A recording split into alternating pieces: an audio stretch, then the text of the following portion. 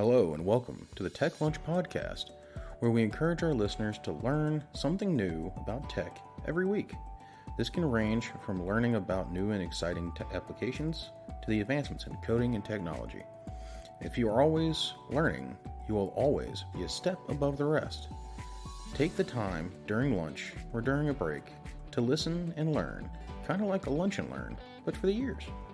This podcast will open the listeners' ears to new and exciting technologies they may have not been privy to in the past. These topics will range from manufacturing technologies to data collection technologies and everything in between. Hello, I'm Nick. Hello, I'm Ed. And this week we're going to talk about let's make a Raspberry Pi.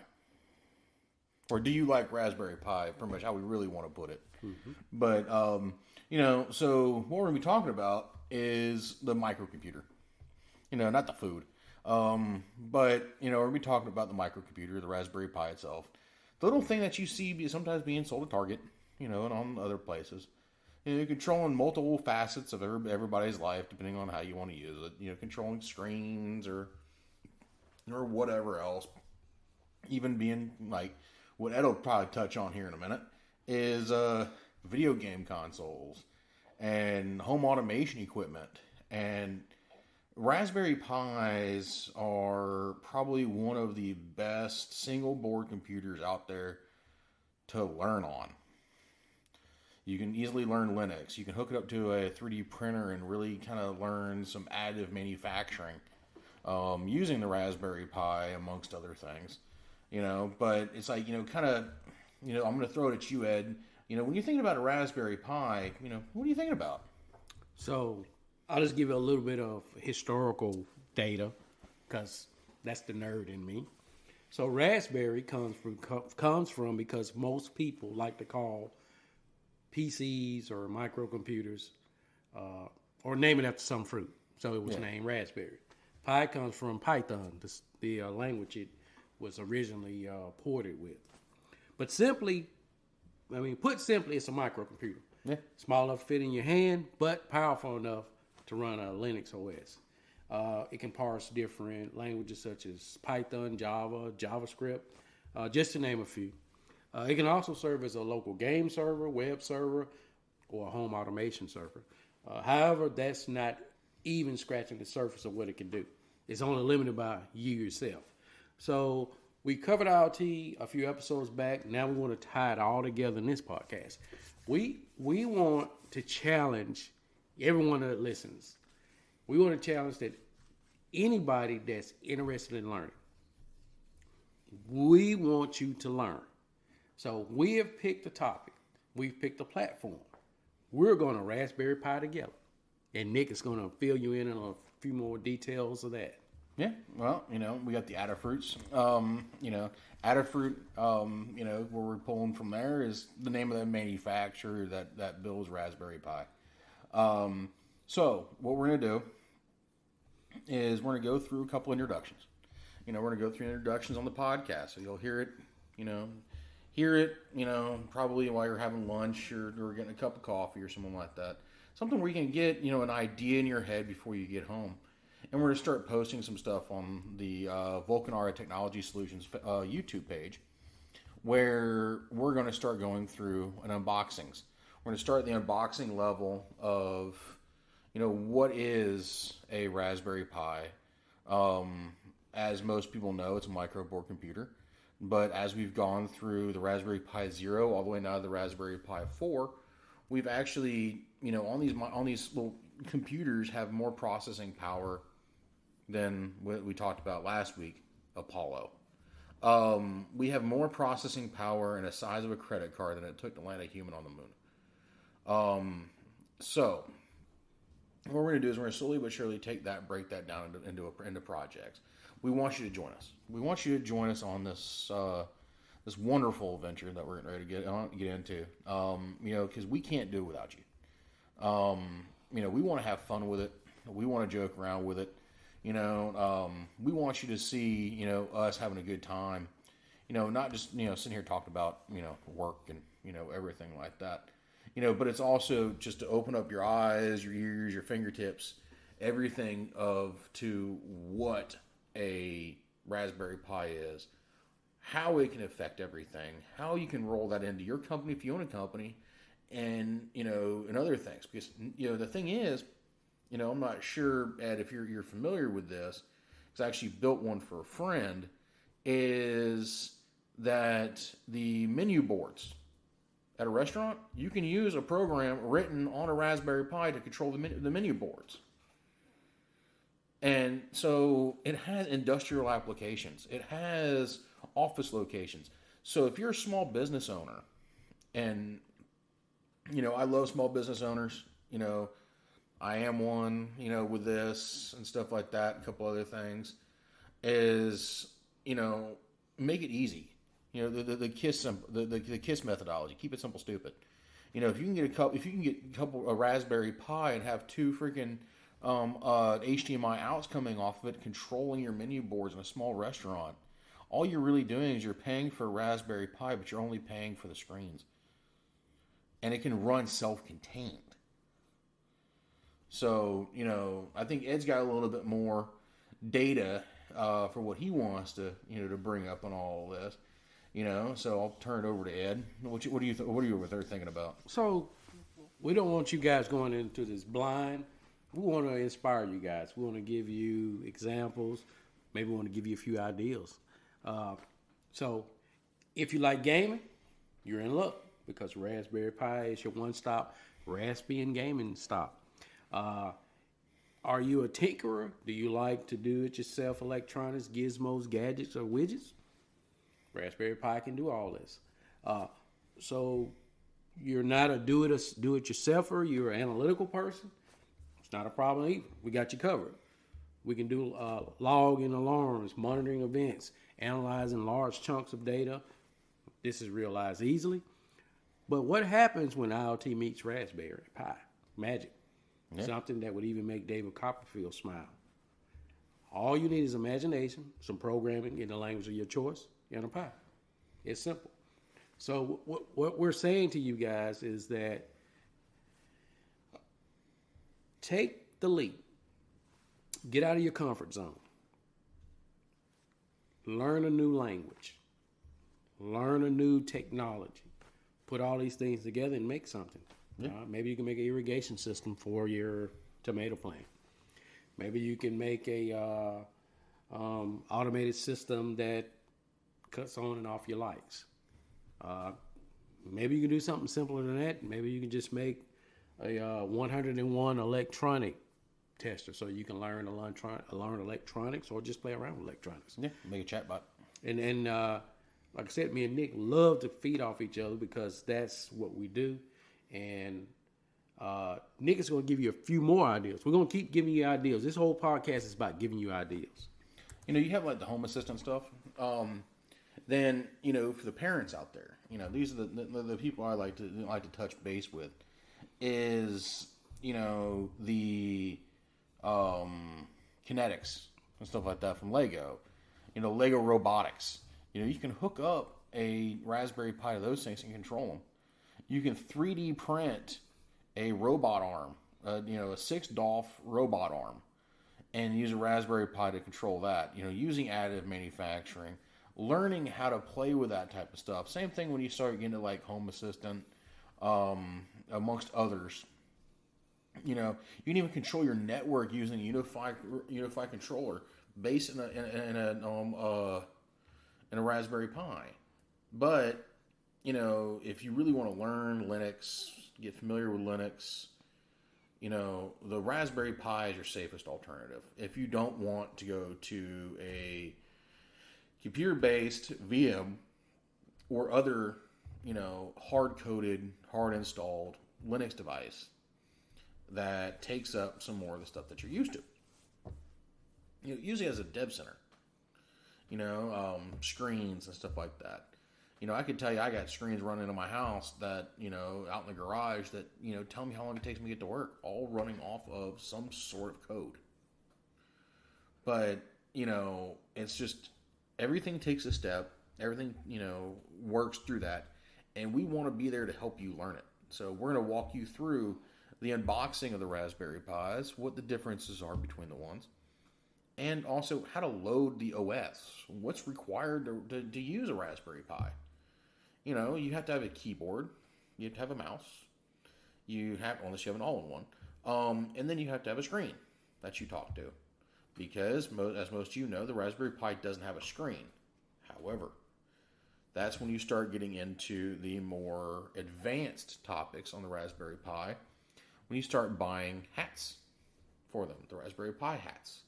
You know, it may be that the PLC controlling hat that it's got, or the screen, or the video games, or, you know, any of that stuff that you know, down the road that you want to play with.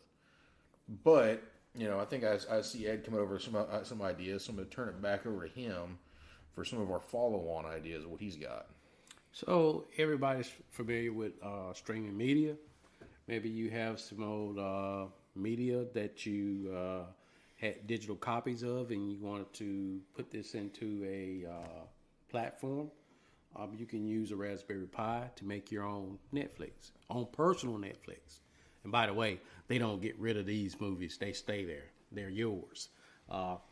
Maybe you're some person that really like gaming. You know, if you're a gamer, you know, especially with Nintendo, they just recently announced that they're getting rid of some resources that people were actually using, like the Nintendo Wii U and Nintendo 3DS. So maybe you have physical copies of these and you want to port this to the Pi just to use what the resources you already have. So with that, with saying that, I want to now tie in. We promised when we talked earlier about IoT and MQT mosquito, and we were talking about how you can automate the world. So we want to offer a challenge. Earlier this year we offered a new tech resolution. So now we're offering a new tech resolution challenge. We're challenging everybody to take on Raspberry Pi projects and show us your imagination. We want to invite you to help pick Raspberry Pi ideas and bring them to life so we can share our creations with everybody in the world. We want everybody to learn something every day. Even if it's only for 5 minutes, you learn something.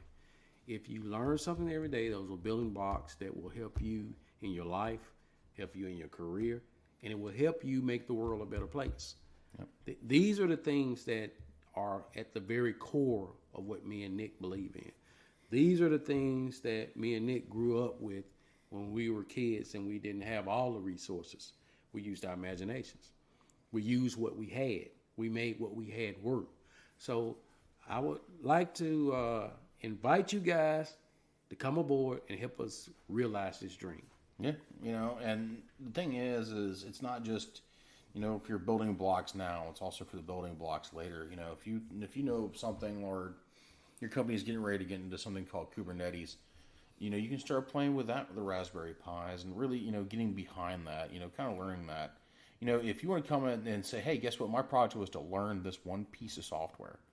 And I've mastered that software, or I've gotten comfortable with that software. I'm going to make a difference. Hey, you know, we're all for it. You learn something. You know, it's like, you know, you always want to be a step above the rest. So it's like, you know, taking that one step to learn something, even if it's just doing research. Like, you can get a handful of these Raspberry Pis and turn them into a supercomputer. Or even turn them into a mainframe. Because, you know, as much as we all would like to think, the mainframe is not going away anytime soon. And you can still download the stuff for the mainframes onto a Raspberry Pi and learn Pascal and learn some mainframe coding and stuff like that. So if you want to learn that on your project, you say, hey, cool, I want to build a little mini mainframe so I can learn some Pascal or stuff like that. Hey, all for it. You know, 100% behind it. You know, or you want to, you know, take a Raspberry Pi and turn to an age-old, you know, Apollo freaking navigation computer. Be my guest. You can do that. You know, play with it. Enjoy it. Use it to, you know, stay above everybody else. Because if you're not constantly learning something or constantly doing research to better yourself or play with a project or something similar to that, it's going to make life very, very hard. And if you can instill it in, like kids, for instance, all you're doing is setting them up for the future. And that's why it's like, I'd like to say this now. This is just not an adult challenge. It's a family challenge. If you can do this, with your family and stuff like that, so be it. Have them learn it. Get them involved. Because there are so many people out there, so many parents out there that want their kids to learn technology and not be stuck behind a damn phone all the time. Trying to figure out what the next sports score is going to be tomorrow. It's, we don't want somebody sitting there being, cooped up in, social media. We want somebody actively out there building something with their hands. I'll go back to a lesson I learned when I was really young, Nick. You can be part of nothing, or you can be part of the solution, or you can be part of the problem. But you need to be part of something. Right. There are several ideas out there, and what we're trying to bring to our audience is that we really have a passion for learning. This is something that really is close to the heart for me and Nick. We've spent a lot of time and thought into all the ideas we bring to you guys, and I would encourage you guys, go out and learn these things. I would encourage you guys, spend the time with your family. I would encourage you guys, as teachers and motivators, motivate your students. Get them involved. You can reach out to Rasberry Pi, and they offer programs for schools. So you can get this equipment, through grants and so forth. But what we want from everybody is, we keep saying that we would love your input. We're not forcing anybody to give input, but we would love your input. But we're doing this for you guys. We're doing this to help better everybody. We're doing this to promote learning. We're doing this because we were two guys that when we were younger, we didn't have all the resources to learn. So we were starving for knowledge. So we went out and tried to find knowledge wherever we could find it. Libraries, encyclopedias, asking people questions, going to Radio Shack, But I'll end on that, and I'll let Nick take us out. It's kind of funny you bring up, Radio Shack, the world's best freaking, small electronics store. We still have one here in town where we're at. It still has all the great things that you can get your hands on, the little trinkets. You can order everything online, And the big thing is just to constantly be a sponge. It doesn't matter how old you are or how young you are. You still have to be a sponge. It's like one of those things where it's like people have a passion to train. Some people have a passion, to do the training, like what we talked about, in episodes past. We want to do both. We want to train you how to use this stuff, but we also want to take your ideas and learn from you. This is a two-way street here.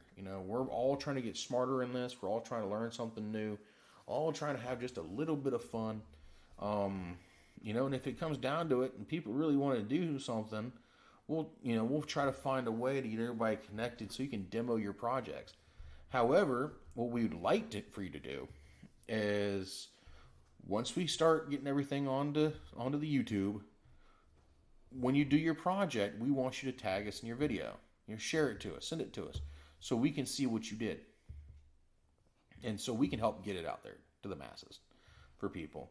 We want to see what you did. And we want you to, and the other thing is we want, and we kind of ask that if you find any helpful knowledge out of anything that we're giving you, especially with this challenge and stuff like that, that we want you to be part of, share it with your friends, share it with your community, share it with people who need to learn. I don't, like right now I could tell you I don't care if you have the resources or not to learn this, as long as you're learning something. You don't have to go out and buy a Raspberry Pi. You don't have to go out and do all of that. That's not required. If you want to learn something and you want to put in the time, the effort, and the energy, to listen to us, to do some research into what we're talking about. Even if you can't get the new toys or stuff like that to play with, with all of this, we still thank you. And that gives us more joy than anything else. And that's the goal in all of this, to move somebody else up in the world, make somebody smarter than the other person going into an interview. So if you can walk in an interview and you can ace that interview, guess what? Your life changes in an instant. You don't have to worry about it anymore. So, with that, it's getting to a point where, it's time to really start making moves. For us to start ordering our gear in, be able to show you. We're going to put our money where our mouth is. And we're going to actively, get involved. We want y'all to get involved with us. Have some fun. Be that live or whatever the hell, we decide to do. We just want you to have some fun with us. So with that, I'm going to turn back over to Ed, and I'm going to let him kind of, send us out for the day. We're going to cut this one a little early. So we'll go ahead and let Ed run us out on the end of this one. So I don't want to leave you guys without giving some more ideas. Think about things like a weather station. How about making a automated tutor? How about making something that automatically open and closes blinds? These are just a few ideas. I would like to hear your ideas because I am sure that the ideas I gave were okay, but I know that the ideas that you have are outstanding. And we would just love for you guys to participate and give us some feedback. Let us know if you're interested, or should we do more in depth on what a Raspberry Pi is? Just consider this, and like I said, as always, we appreciate all our listeners. We appreciate everybody that tuned in, and me and Nick appreciate everything you guys do. So thank you.